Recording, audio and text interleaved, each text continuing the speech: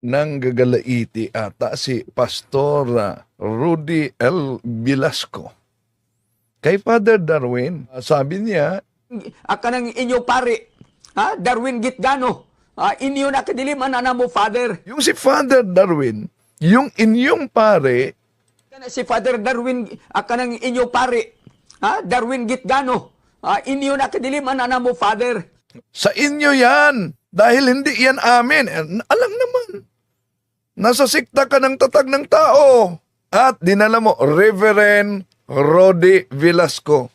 Di ba gusto niya letra por letra? Saan mabasa sa Biblia letra por letra utos ng ating Panginoon Jesucristo? Dahil nangungopya kayo, hindi lang sa Father, dun lang sa Reverend. O sige, saan mabasa? Sabi ng ating Panginoong Hesus, tatawaging Reverend Pastor, kung letra por letra. Para bang apektado na ang 10% yata. Sasagutin natin sa pagkakataong ito. Si Mr. Rudy Velasco kay Father Darwin, nanggagalaiti ata. Para bang apektado na ang 10% yata. Ha? Si Father Darwin, kanang inyo pare, Darwin Gitgano, inyo na kadiliman na mo, Father. Natural na lang. Alang naman tatawagin mong Father Darwin, pero sa unang punto niya, tinawag niya si Father Darwin. Si Father Darwin, Tera ka ng tera sa pananampalatayang Katoliko. Ikaw mismo ang sumusuwag sa sinasabi mo. Darwin Gitgano, inyo na kadiliman na mo, Father. Sasagutin natin punto por punto muna. Si Father Darwin, kanang inyo pare, Darwin Gitgano, Yung Father Darwin, pero siya, nagsabi na, Father Darwin, yung inyong pare na si Father Darwin Gitgano. inyo na kadiliman na mo, Father. Sa inyo yan. Dahil hindi yan aming Father. Itong si Mr. Velasco, no? Sa inyo yang pare na yan dahil hindi yan amin, natural. Dahil humihiwalay kayo at umaanib kayo sa siktang tatag lamang ng tao na produkto sa maling interpretasyon sa pagbasa sa Biblia. Pero kung batayan natin ang Biblia at ang history, merong iisa lamang na iglesia na katawan ng ating Panginoon Jesucristo, na si Kristo ang ulo sa iglesia at ang kanyang iglesia ay ang mystical body of Christ, o Colosas 1:18. Kay usaray among amahan to as langit, among spiritual father. Unsa giingon ni kanang inyong Father Darwin? So iisa lang daw ang kanilang ama nasa langit. Pero sa unang punto niya, tinawag niya si Father Darwin. Si Father Darwin, kanang inyo pare. Ang punto niya dito mga kapatid, yung inulit-ulit na sa ibang sekta, yung mabasa sa Mateo Kapitulo 23:9. Huwag ninyong tawaging ama ang sinumang dito sa lupa, sapagkat iisa ang inyong ama na nasa langit. Kaya yon ang dahilan kung bakit sabi ni Mr. Velasco, Kay usaray among amahan to as langit, among spiritual father. yon, iisa lamang ang kanilang ama nandyan sa langit at yon ang kanilang spiritual father. Kadalasan sa mga protestante, ito talaga na talata ang ginagamit nila. And do not call anyone on earth Father, for you have one Father, and He is in heaven. Kaya, dahil nabasa yan ng mga protestante, mga kapatid, yung unawa nila, lalo na ni Mr. Rudy Velasco, at sa iba't ibang mga sikta na humihiwalay sa tunay na iglesia, na bawal daw at mali ang ginawa ng simbahang Katoliko na tinatawag nating padre o father ang mga pare. At may iba pang mga anti-katolikong protestante, mga kapatid, lalo na sa Iglesia ni Cristo, Seventh Day Adventist at iba pa na gumagamit din sa naturang pagtuligsa. At dami ang mga natangay nila dahil sa maling akala. Pero Mr. Velasco, research naman pag may time. Isa-isahin natin mga mahal na kapatid, yung akusasyon nila. hindi lang kay Mr. Velasco, nagkasusuwagan kasi yung pahayag niya dito. Bakit nagkasusuwagan? Tandaan ninyo, sandali mamaya. Una, labag ba sa Biblia, lalo na sa San Mateo Kapitulo 23, versikulo 9, ang pagtawag na father sa pare? At bakit nga ba tinatawag nating father yung pare? Tulad sa sinabi ni Mr. Velasco, Father Darwin, inyo yang pare yan, hindi yan amin. Natural, di kayo kaanib sa tunay na iglesia. At ang problema ng iba't ibang sikta, mga kapatid, dahil sa literal ang kanilang pag-unawa sa verso sa Biblia, ginagamit nila bilang akusasyon laban sa Katoliko at mali-mali naman yung kanilang interpretasyon. Bakit mali-mali? Una, yung ginagamit kasi nila, kahit hindi binanggit ni Mr. Velasco, pinagputol-putol nila ang talata, pinagchap-chap nila ang talata sa Biblia. Bakit pinagchap-chap? Simulan natin, kumpletuhin natin. Mr. Velasco, ano ba ang mabasa simula sa 8, ituloy natin sa 10 para maunawaan ang konteksto. Ito po ang mabasa natin, mga kapatid. Huwag kayong tatawag sa mga tao na guro, sapagkat iisa ang inyong pinuno, si Kristo, at kayong lahat ay magkakapatid. Ito na sa 9 ang ginagamit nila. Huwag ninyong tawaging ama ang sino man dito sa lupa, sapagkat iisa ang inyong ama na nasa langit.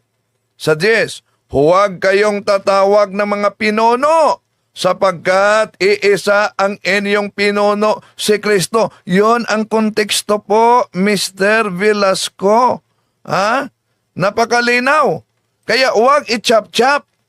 Dahil kung i-chop-chop ninyo yan, yun lang 9, pero kung tingnan natin, na letra por letra ang pag-unawa, lilitaw, nagiging guilty sila. Bakit nagiging guilty sila?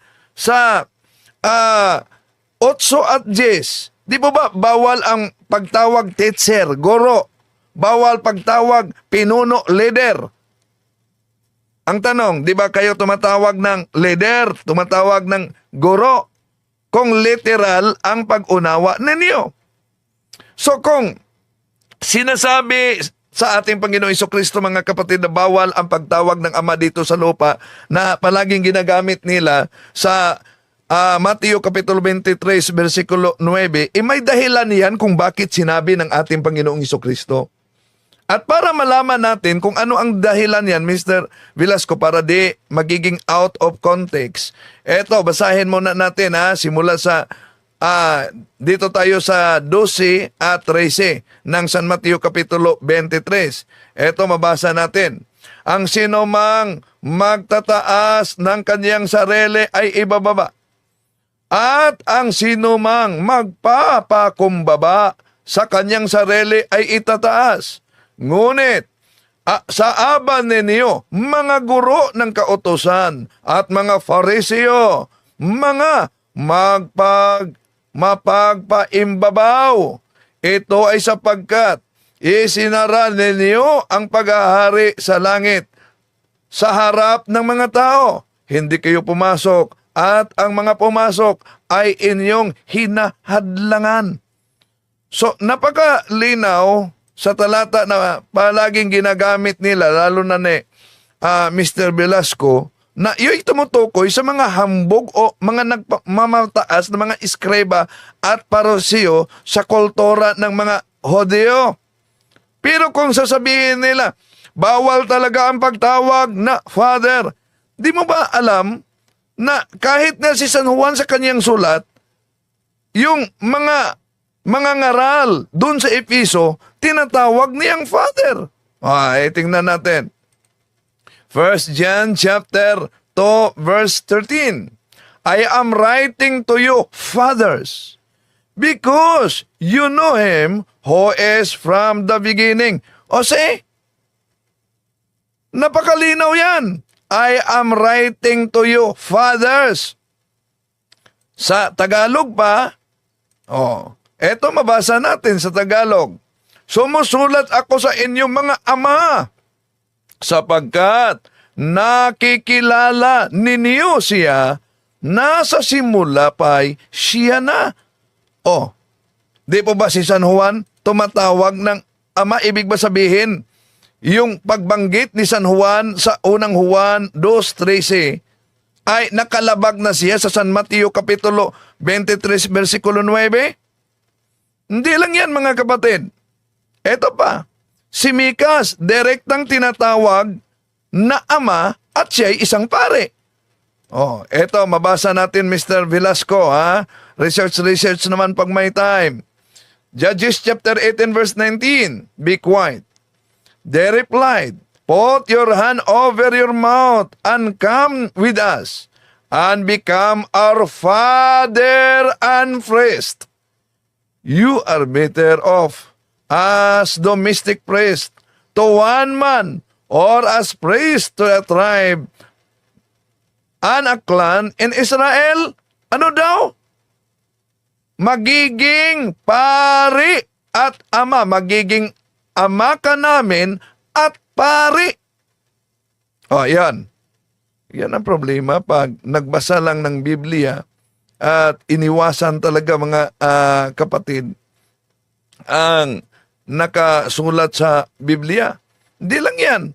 Di ba niya alam na si Elias na isang propeta ay tumatawag na father kay Eliseo?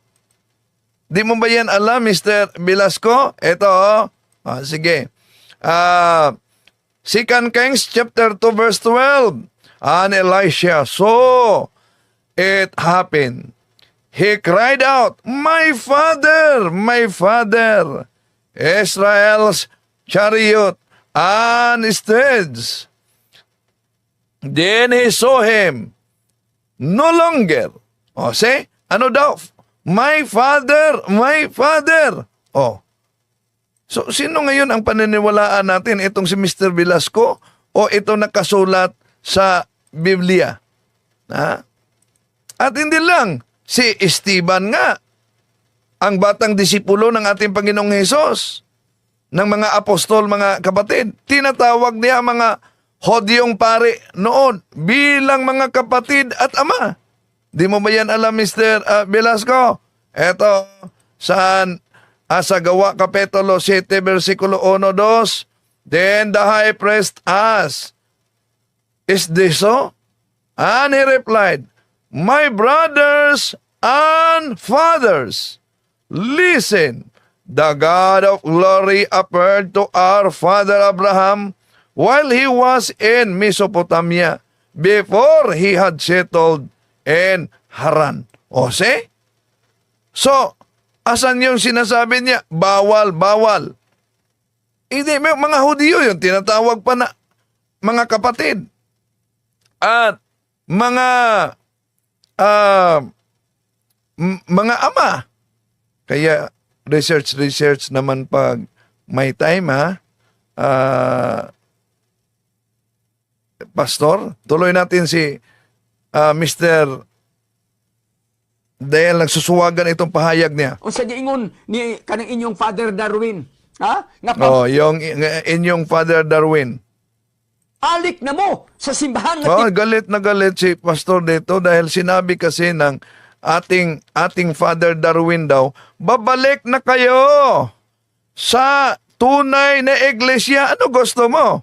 Mananatili sa piking iglesia? Ganon ba? tinuod. Asa man ay pabalikan ni Apostol Pedro nga mao ba ni ang unang papa sa Roma? Naku, pag-aralan mo muna yung sinasabi mo, Mr. Velasco.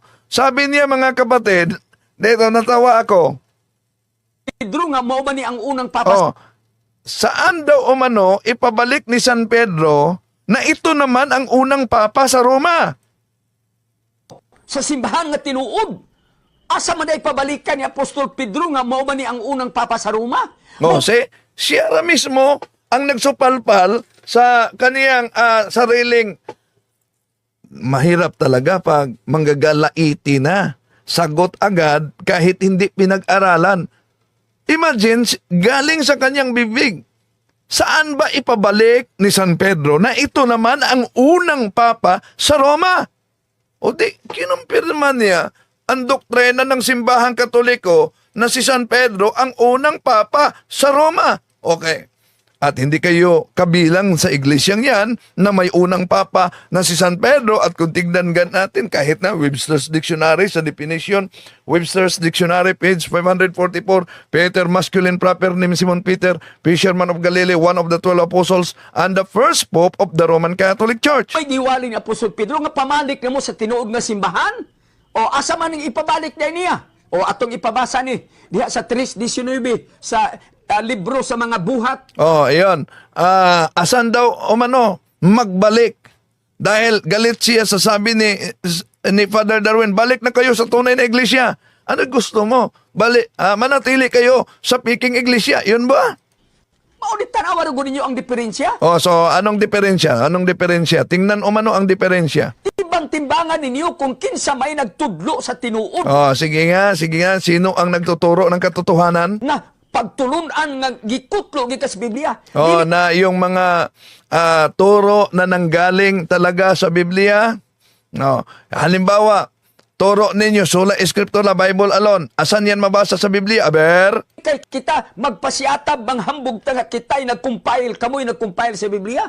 Oh, so nang hambog daw, pinagmamalaki daw na ang simbahang Katoliko ang nag-compile sa Biblia. Yun naman ang mabasa kahit nga sa Roman Catholicism by Loren Bettner, page 100 to, the Roman Catholic Church, anti-Katoliko yan, pero nakasulat yan. Yun ang katunayan na nakasulat. The Roman Catholic Church produced the Bible and that we receive it from her. So, Mr. Velasco, sino ang naghati ng chapter and verses sa Biblia? Sino ang nag-compile sa Biblia? Sino ang nagtawag ng Biblia? Old and New Testament. Alam naman mga protestante. Ha? Nangungupya lang kayo. Inyo magitalikdan ang pagtulunan sa Biblia. Di Oh, naman iyon lang ang maling akala mo na tinatalikuran ang mga aral sa Biblia. We are not Bible alone. The Bible is the product of the true church. However, different churches are products of the false interpretation in the Bible. Okay. iyong giwali. O, tigpabasa mga buhat 3:19. O, sige, tingnan natin sa mga gawa, Kapitulo 3:19 daw. Sa pabalikon ang mga tao. Saan ipabalik ang mga tao? Saan daw ipabalik ang mga tao? Asa man pabalikon? Ngadto sa simbahan? Dili. Di siya sang-ayon na dapat ang mga tao ay magbalik sa simbahan. Saan? Tanawa. Busa pa ginulsol kamo. Oh, so, eto. Kamo kaniya. Aron mapapas ang inyong mga sala. Aron ang mga panahon sa kayahay muabot gikan sa presensya sa Ginoo. Nakita ka, asa man pabalik. Asa magbalik. Hindi daw sa simbahan kay Kristo. Nakalimutan ni Mr. Velasco. Si Kristo, Colosas 1:18, si Kristo ang ulo sa iglesia at ang kanyang iglesia ay katawan. Ang problema, pag ang tinanggap ninyo, ulo lang, at hindi kayo tatanggap sa katawan na tunay na iglesia, tunay na simbahan ng ating Panginoon Kristo na itinatag niya San Mateo 16:18, anong resulta sa aral ninyo? Pag ulo lang, walang katawan, manananggal na yan, Mr. Velasco. Ang mga tao sa diyang nagwali si Apostol Pedro sa simbahan. Sumala sige wali sa inyong pare, balik na mo sa tinuod nga simbahan. So sabi niya, sinabi ba ni San Pedro, balik na kayo sa tunay na simbahan? Naku, ito talaga si Mr. Velasco, napaka-joker mo talaga. Apektado na ba ang 10%? Sinagot lang natin mga kapatid, dahil ang kasinungalingan, pag ito'y palaging inulit-ulit, magmukha talagang parang katotohanan, lalo na sa ating mga kapatid na kulang ang kaalaman.